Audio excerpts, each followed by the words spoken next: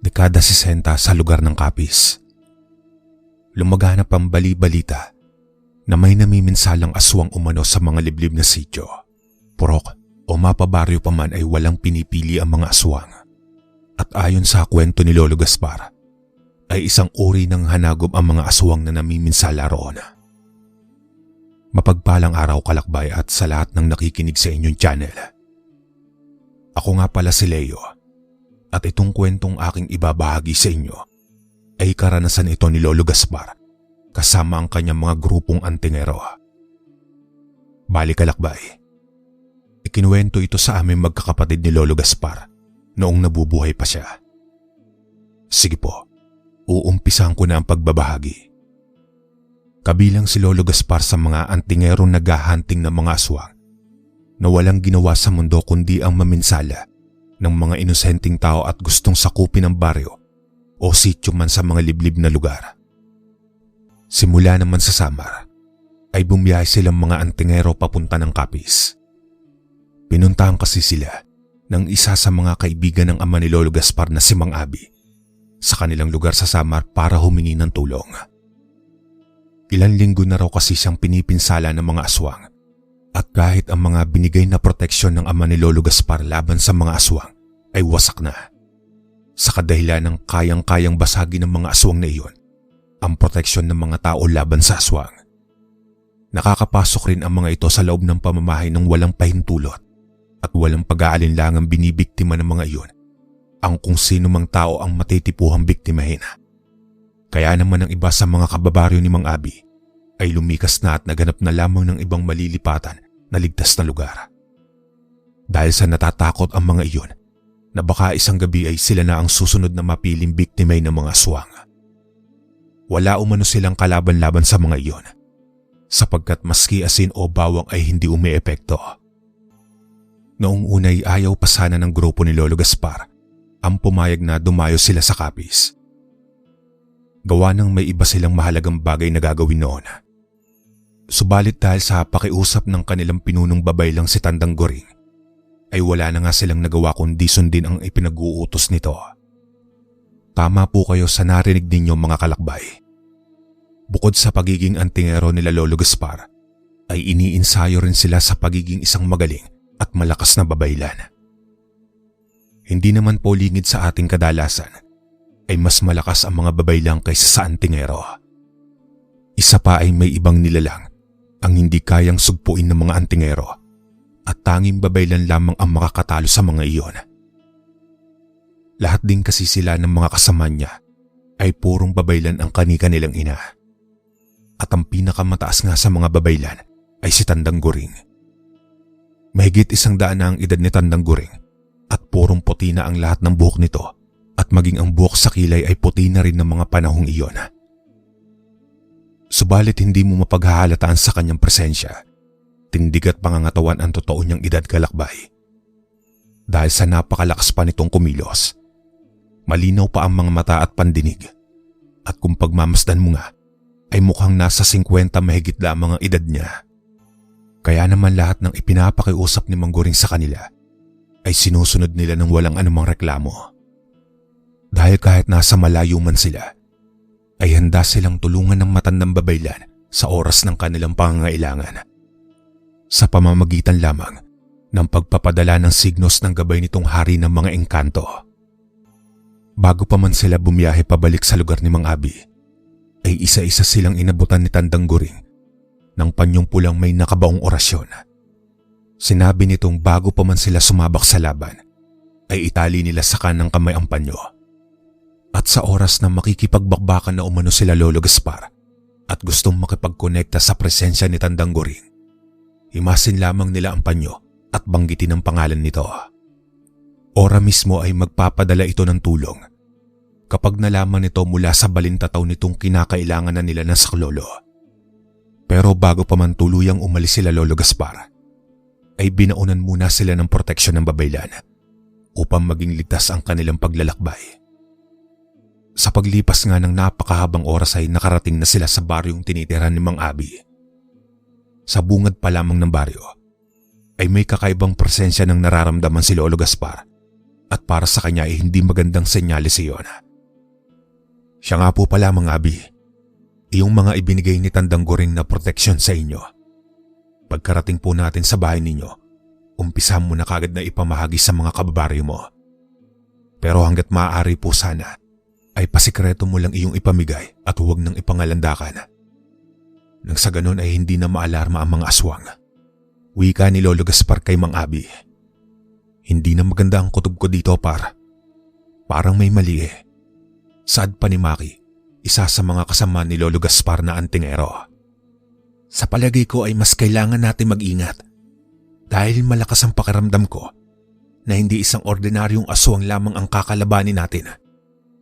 Segundang wika naman ni Nestor. Tama kayo, iyon rin ang nararamdaman ko. Kaya pala pinabaunan tayo ni Tandang Goring ng panyo. Alam niya palang hindi maganda ang kakaharapin natin. Muling tugon ni Maki at pasimpleng iginala ang mga mata sa paligid. Kakaiba ang presensyang bumabalot sa buong paligid at sa pakiwari ni Maki ay para bang may mga mata ang nagmamasid sa kanila. Sinabihan naman ni Lolo Gaspar ang mga kasama niya na ikubli ang kanilang presensya bilang mga antingero. Sapagkat tila ba may nagmamasid lamang sa kanila mula sa di kalayuan.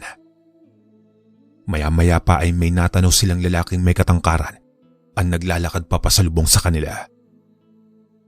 Kakaiba ang tindig ng lalaking iyon dahil sa para bang hindi ito isang ordinaryong mamamayan sa baryong iyon. Maging ang kasuotan nito ay kakaiba rin sapagkat tila ba mamahalin ang mga kasuotan nito. Idagdag pang kahit lalaki iyon ay may kahabaan ng buhok na umaabot pa hanggang balikat. Nakita niyo ba ang lalaking iyan? Sa tingin ko ay isa yan sa mga aswang na gumagala rito. Mang Abi, huwag kang magpahalata kapag tinanong ka. Mag-relax ka lang para hindi tayo mahuli kaagad. Mahinang sambit ni Lolo Gaspar sa matanda at sinabihan niya rin ang mga kasamahan na maganda. Mang Abi, may bisita ka pala. Maaari ko bang malaman kung sino ang mga kasama mo? Wika ng lalaki sa matipuno at seryosong boses nang tuluyan na itong makalapit. Oo Karding, mga pamangking ko sila. Nandito sila para bisitahin ako. Matagal-tagal na kasi akong hindi nakakauwi sa lugar namin. Kaya sila na lang ang bumisita sa akin. Tugon ni Mang Abi at isa-isa silang pinakilalang 5 sa lalaking tinawag ni Mang Abi na Karding. Seryosong tumingin lang naman sa kanila si Karding at tumango-tango na para bang pilit na binabasa ang kanilang presensya. Dahil sana itago na nila ang kanilang pagkakakilanlan kung kaya't walang nakuhang impormasyon ng lalaki. Sandali naman silang tinitigan ito at pagkatapos ay nagpaalam na kay Mang Abi at nagpatuloy na sa paglalakad. Nang medyo nakalayo na ang lalaki, ay saka pa lamang napabuga ng hininga ang matanda. Indikasyong kanina pa nito pinipigilan ang matinding takot na nararamdaman. Tara na, dalian na nating makarating sa bahay ni Mang Abi at doon na natin pag-usapan ang tungkol sa lalaking iyon. Alam ko na kung saan nabibilang na lahi ng mga aswang ang lalaking iyon. Wika pa ni Lolo Gaspar at agaran na nga silang nagmadaling naglakad. Hindi na nila sinubukang panglingunin ang lalaki dahil batid nilang panaka-naka silang nililingon noon at pilit na inaalam ang kanilang pagkatao. Noong makarating na sila sa bahay ni Mang Abi, ay agaran namang uminom ng tubig ang matanda. Subalit mabilis na pinigilan ito ni Lolo Gaspar at sinabihang huwag kaagad uminom ng tubig. Napatingin naman si Mang Abi at nagtanong kung bakit hindi ito pwedeng uminom. May titignan lang po ako Mang Abi. May nakita po kasi akong kakaiba dyan sa tubig na iinumin niyo po. Suwestyon ni Lolo Gaspar sa matanda na siya namang ikinakunot ng noon nito at may pagtataka sa mukha. Eliseo anak, ituro mo nga kay Gaspar ang pinaglalagyan ng tubig inumin natin. Utos ni Mang Abi sa anak nito at agad na nga siyang iginaya sa banggera kung saan nakalagay ang bangang pinaglalagyan ng tubig. Sandali naman nag-usal ng mga orasyong pang-alis ng sabulag si Lolo Gaspar at pagkatapos ay iniihip sa banga. Halika Eliseo, tulungan mo akong dalhin itong banga sa sala at may ipapakita ako sa inyo. Wika pa ni Lolo Gaspar. Tapos ay tinulungan na nga siyang buhatin ng banga. Nagtataka man ay nagsilapitan ng pamilya ni Mang Abi at nakaiosyoso na rin. Ano yung Gaspar? Bakit dala-dala mo ang banga? Tanong ni Mang Abi kay Lolo. Halika po rito Mang Abi. Tignan mo itong tubig na iniinom ninyo. Tawag ni Lolo sa matanda. Nagmamadaling lumapit sa kanya si Mang Abi at tinignan ang banga. Noong matignan nga ng maigi ni Mang Abi ang banga, ay hindi na nito napigilan ang panlalaki ng mga mata at napabulalas ng. Lintik na yan. Bakit marumi ang tubig? Hindi nyo ba hinuhugasan itong banga? Seryosong tanong ng matanda at tumingin sa pamilya niya. Hindi ang banga na iyan ang dahilan kung bakit marumi ang tubig na iniinom ninyo. Panimulang wika ni Lolo Gaspar. Tinignan naman siya ng matanda at nagtanong kung ano ang ibig niyang sabihin. Sa seryosong boses mga kalakbay, ay si Lolo naman ang nagtanong kung saan kumukuha ng inuming tubig sila Mang Abi. Sinabi naman ng matandang sa bukal sila kumukuha.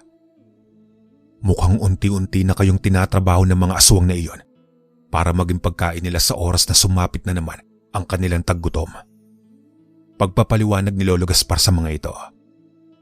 Nang mga sandaling iyon ay hindi pa rin makuha ni Mang Abi kung ano ang ibig sabihin ni Lolo Gaspar.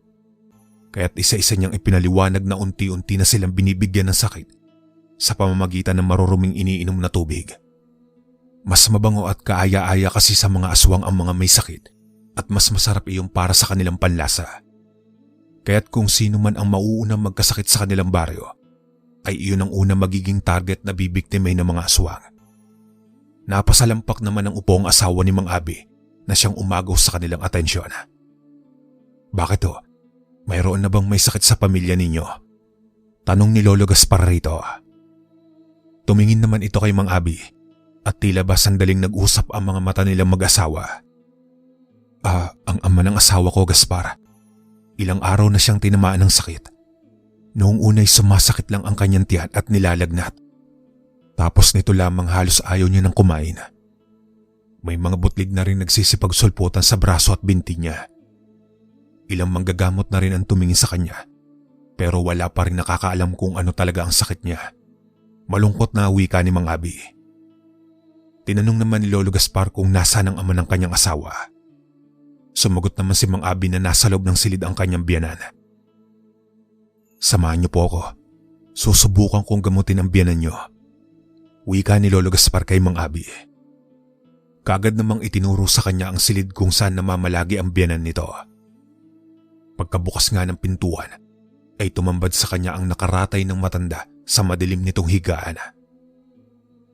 Mang Abi, bakit napakadilim naman ng higaan ng biyanan ninyo?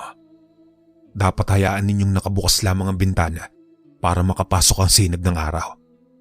Tanong ni Lolo Gaspar rito at sandaling inilibot ang paningin sa loob ng kwarto nang buksan ni Mang Abi ang bintana ng silid. Sumagot naman ang asawa ni Mang Abi at sinabing ang kanyang ama raw ang may gustong huwag buksan ng bintana dahil mas lalong nangihina raw ito kapag nasisinaga ng araw. Hindi na tumagon pa si Lolo Gaspar. Sa halip ay nilapitan niya ang matandang nakaratay at hinawakan ang pulso ng kamay nito. Noon ngang mahawakan niya iyon ay naramdaman niya na dahan-dahang humihina ang pintig ng pulso ng matanda. Kaya mabilis na siyang nag-usal ng orasyon at iniihip sa palad niya at itinapik sa kamay ng matanda. At pagkatapos ay kinuha niya ang langis na nasa bitbit niyang bag. Tapos ay pinahiran ang mga nagnanaknak na mga sugat nito. Hiningi rin ni Lolo kay Maki ang dala nilang halamang gamot na pinadala ni Tandang Guring. Tapos ay dinikdik niya iyon hanggang sa kumatas ng kumatas. Inilagay ni Lolo Gaspar sa kutsara ang katas. Tapos ay may binanggit siyang orasyon at agad na ipinainom sa matanda. Hinayaan lamang siya ng mga kasama niya sa ginagawang panggagamot. Maging si Mang Abi at ang pamilya nito ay pinanood lamang ang kanyang ginagawa. Pagkalipas ng ilang sandali mga kalakbay, matapos ngang mapainom ni Lolo Gaspar ang matanda, ay pinitik niya ng 3 beses ang sikmura nito. Maya-maya pa'y walang ano-ano. Bigla na lamang huminga ng napakalalim ang matanda. Tapos ay walang tigil na sa pagbula ang bibig na parabang nalason niyon. Naalarma naman ang pamilya ni Mang Abi at nagtanong kung ano ang nangyari. Sumigaw pa itong itigil na ang ginagawa at baka raw mamatay ang kanyang ama. Hindi naman pinakinggan ni Lolo Gaspar ang sinasabi ng asawa ni Mang Abi. bagkus ay pinagpatuloy niya lamang ang ginagawang panggagamot. Nung akmang lalapitan na sana ng asawa ni Mang Abi ang ama nito, pero agad na pinigilan iyon ni Maki at sinabing huwag makialam. Hayaan niyo lang ho si Gaspar sa ginagawa niyang panggagamot. Kung may tiwala ho kayo sa amin, hayaan niyo ang kasamaan naming gamutin ang matandang yan. Dagdag pang wika ni Dimi sa pamilya ni Mang Abi. Makaraan nga lang ang ilang segundo ay huminahon naman ang asawa ni Mang Abi at bumalik sa akin na pupwesto nito kanina. Hindi nagtagal ay sumuka na ng sumuka ang matanda at may inilabas itong napakaraming nagkukumpulang lumot. Maayos na ang biyanan mo, Mang Abi. Pagpahingahin mo na lang siya para tuluyan ang makabawi ng lakas. Wika ni Lolo Gaspar at lumabas na ng silid. Sumunod naman si Mang Abi at nagpasalamat sa kanya. Pasensya ka na sa inasal ng asawa ko kanina, Gaspar. Wala ho iyon, Mang Abi. Kahit sino naman siguro kapag nasa ganong sitwasyon ng kanilang mahal sa buhay, hindi talaga maiiwasan ng ganong reaksyon. May hinahong tugon ni Lolo rito at umupo sa mahabang upuan. Naupo na rin ang mga kasama niya at nagtanong kung anong klaseng aswang ang dumali sa biyanan ni Mang Abi. Sandali naman munang huminga ng malalim si Lolo Gaspar bago nagsalita. Aniya pa, habang ginagamot niya ang biyanan ni Mang Abi, ay nakumpirma niyang nabibilang sa lahi ng hanagobang aswang na nagnanais dumali sa matanda. Maging ang nakasalubong nila kanina ay isang uri ng hanagob na aswang din. Hanagob? Anong klaseng aswang ang mga yon? Nahintakutan tanong ni Mang Abi. Naaalala ko dating narinig kong naikwento noon sa mga magulang ko ni Tandang Guring ang tungkol sa mga hanagob. Aniya pa mas malakas pa sa gabunan ang mga aswang na hanagob. Kumbaga sila ang mga ninuno at hindi lang iyon. Dahil kalahating engkanto kalahating aswang ang mga iyon. Kaya't hindi sila basta-bastang magagapi. Panimulang wika ni Lolo Gaspar. Dagdag niya pang totoo ang sinabi ni Mang Guring na hindi natatakot ang mga hanagob sa kahit anong pangontra.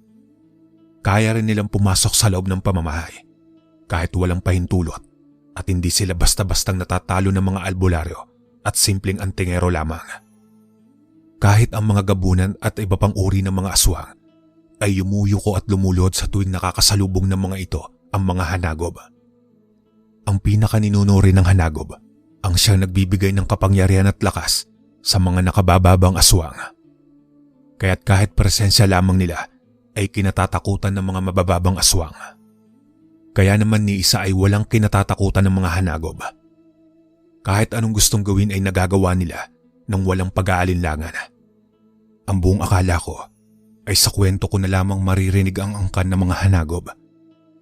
Pero magpasanggang ngayon pala ay patuloy pa rin namiminsala ang mga iyon. Teka Gaspar, kung naikwento ni Tandang Guring ang tungkol sa hanagob, ang ibig sabihin lang niyan ay nakaharap niya na iyon. Segundang saad ni Demi. Sandali namang natahimik si Lolo Gaspar at pilit na inaalala ang kwento ni Tandang Guring sa kanyang mga magulang. Makaraan lamang ang ilang sandali ay naalala niyang sinabi ni Tandang Guring na nakalaban na pala nito ang isa sa mga ninuno ng mga hanagob at sa pag-aakala niya ay napatay na iyon ni Tandang Guring. Hindi na tayo pwede magpabanjing-banjing lang. Kailangan nating seryosohin ang problemang ito para matapos na kaagad. Wika ni Lolo Gaspar. Kaya naman ng araw ngang iyon ay ibinahay-bahay na ni Mang Abi ang mga proteksyong gawa ng babaylang si Tandang Guring. Samantalang sila naman ay pinuntahan ang bukal at inusalan ng proteksyon. Binaunan rin nila sa bawat gilid ng saganon ay hindi makalapit ang mga hanagob. Naalala kasi ni Lolo Gaspar na ang tanging babaylan o may lahing babaylan lamang ang makakatalo sa mga aswang na iyon at hindi masisira ng mga iyon ang proteksyong gawa ng babaylan.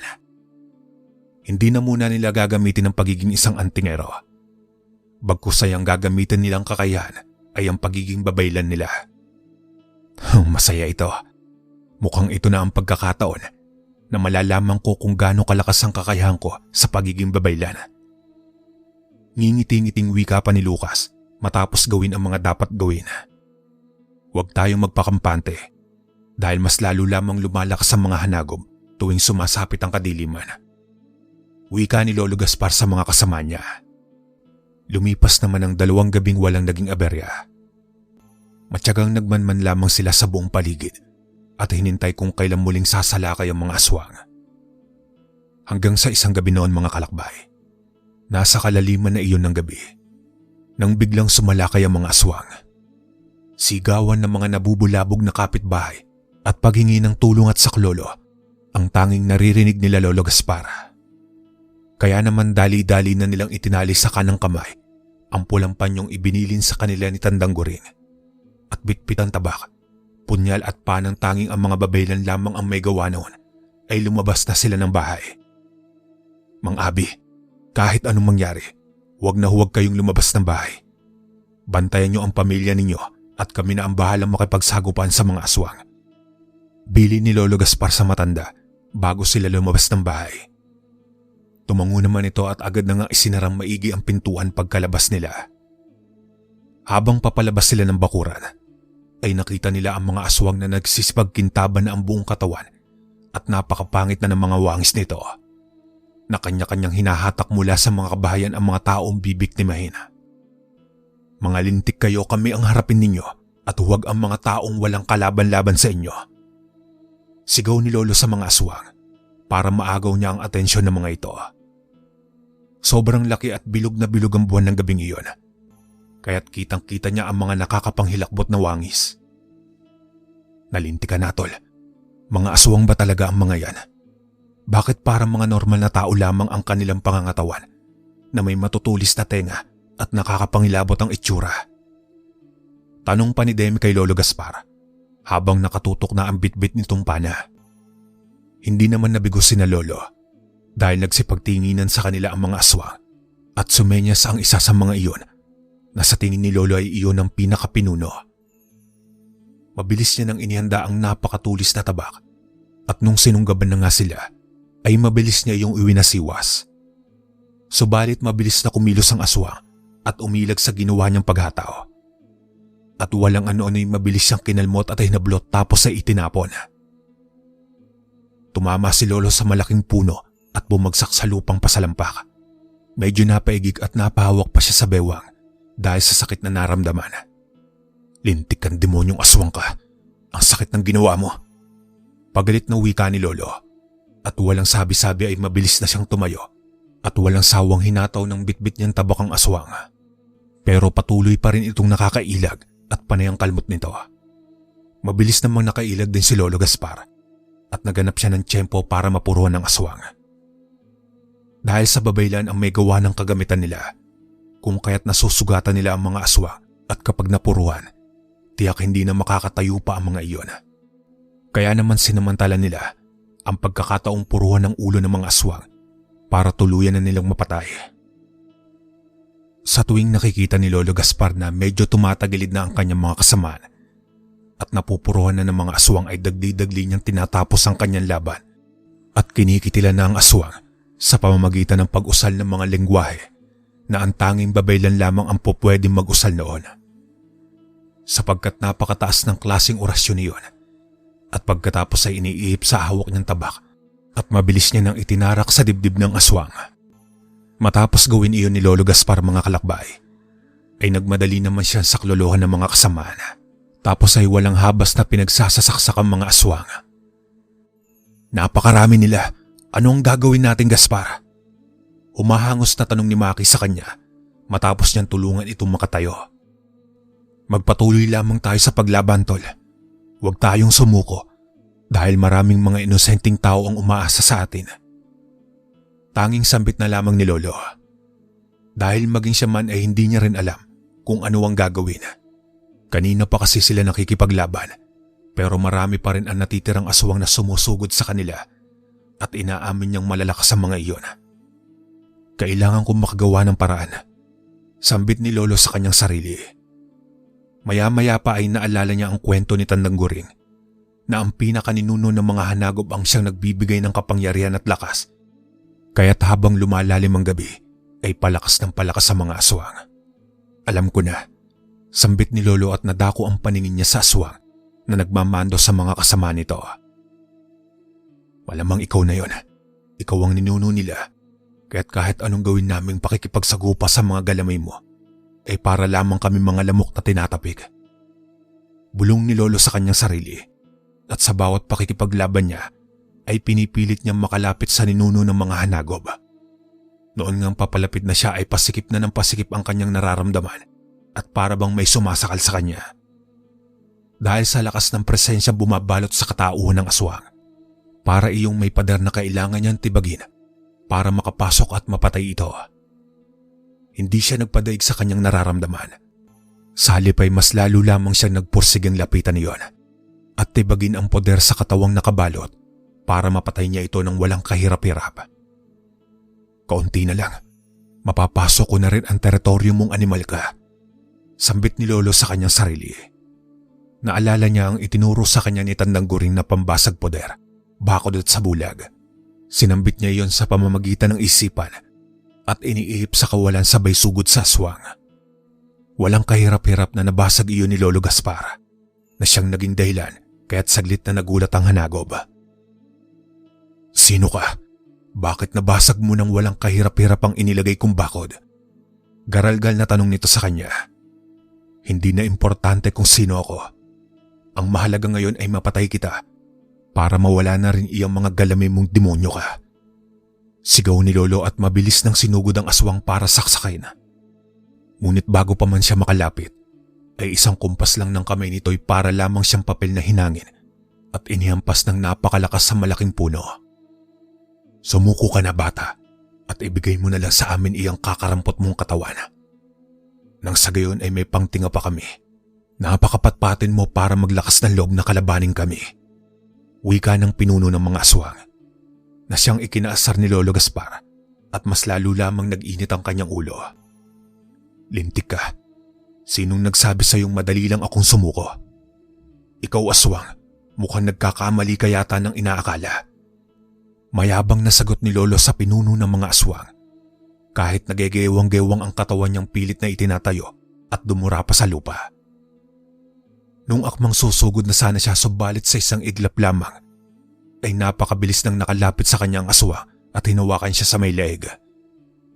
Nagbabaga ang mga mata nitong gigil na dinidiinan siyang sakalin. Naramdaman ni Lolo ang pagbaon ng matutulis na kuko ng aswang sa kanyang leeg. Hindi siya nagpakita ng pagkatakot rito. Salip ay pilit na dinuraan niya ang aswang. Kaya't mas lalo lamang iyong umangil na parang tigre at walang sabi-sabing itinarak sa kanyang tagiliran ang kabila nitong kamay na may mahahabang kuko na animoy kasing tigas ng bakal. Napangiwi na lamang si Lolo sa labis na sakit noong naramdaman niyang bagyang ibinaumpas sa kanyang tagiliran ang mahahaba nitong kuko. Pilit niyang iniangat ang kamay at hinawakan ang braso ng aswang. Noon ngang mahawakan ni Lolo ang braso ng aswang, ay gayon na lamang ang pagbitaw nito nang lumapat sa balat niya ang panyong nakatali sa kanang kamay ni Lolo. Ikaw bata ka, nabibilang ka sa angkan ng mga babaylan. Bulalas na wika ng aswang at halata ang pagkagulat nito.